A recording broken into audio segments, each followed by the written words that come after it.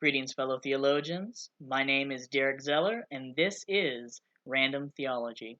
Before we begin, I'd like to apologize for the background noise as my husband is blowing the leaves. Now, on to the topic at hand. Today we'll be discussing God is dead, the phrase, and its history, origins, and the multiple meanings that people have associated with it. Surprisingly enough, it is not intrinsically atheistic in nature, at least uh, not its origin story, and is actually uh, originated in Lutheran Germany uh, among theologians, and is part of what is today known as the Death of God theology.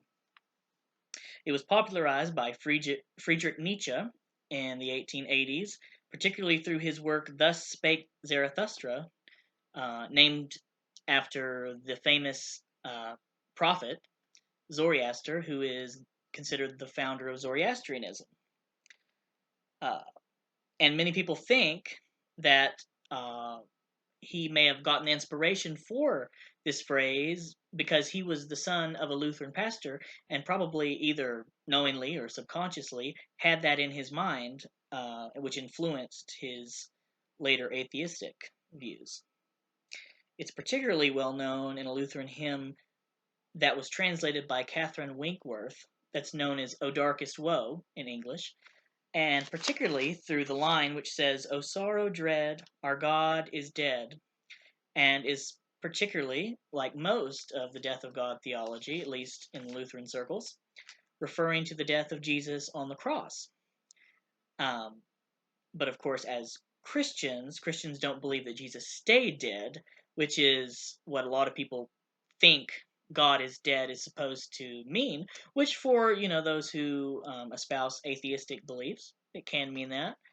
Um, but also, when it comes to liturgy, which is the the work of the people, as it's translated from the original Greek in liturgical churches, of which I'm a part, particularly. The liturgy for many is seen as something that you live out throughout the year. Um, in the liturgical cycle, 6 months out of the year, or about half the year, we go through the life of Jesus as told in the New Testament, particularly the Gospels, and then the second half of the year is known as ordinary time.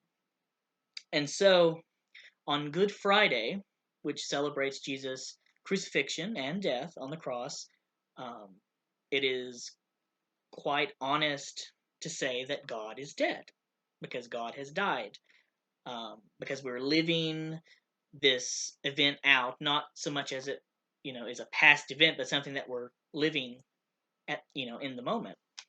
The same goes for the Eucharist. Every Sunday, we're kind of in this timeless cycle of repeating Jesus' actions said and done at the Last Supper. Moving on to other sources when it comes to the phrase God is dead, the death of God theology was particularly popular in the 1960s, as seen in the 1966 Time magazine cover, which famously or infamously said, Is God dead? Posed the question, Is God dead? And for a lot of people, the answer would be yes, because they don't believe in God. But for Christians and other people of faith who do believe, um, like I said, when it comes to Christians, if we're referring to death on the cross, Jesus' death on the cross, then yes, God is dead, at least in the sense that he did die. Um, and also, um, God is also not dead. For Christians and for other people of faith, God is very living and real presence in everyday life. This phrase was also popularized by the 2011 song by the Newsboys, God's Not Dead. And if you're like me and you listen to a lot of Christian radio, you know the next line is God's not dead, he's surely alive. But I do wonder what the Newsboys and other people who reject the phrase God is dead. I wonder what they would think if they knew the Christian origins, particularly in Lutheranism, referring to Jesus' death on the cross.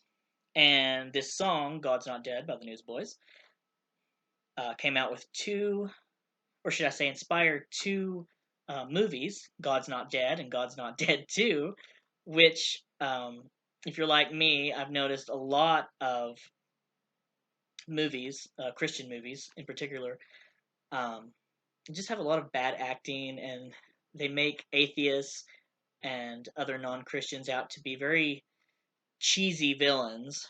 I'm always expecting the villain in Christian films to just kind of be twirling a mustache, as it were.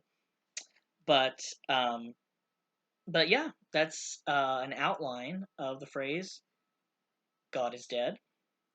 Some other places that this phrase is found is also in poetry, particularly an 1854 poem by Gerard de Nerval known as Christ at the Olive Trees, which also refers to Jesus' death on the cross.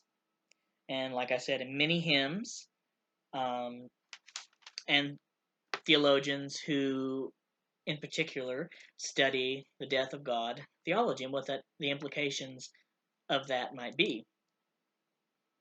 There have been theologians who say that God has died in a literal sense.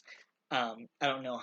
I'm not sure how they think that or why or how that ties in, but I do wonder, metaphorically speaking, what would happen if God were to die. I don't think that's possible for God to die, but if God were to die, I would assume that everything would die with him since he is the creator. I say he, that's traditional to say he, but God definitely transcends gender, in my opinion.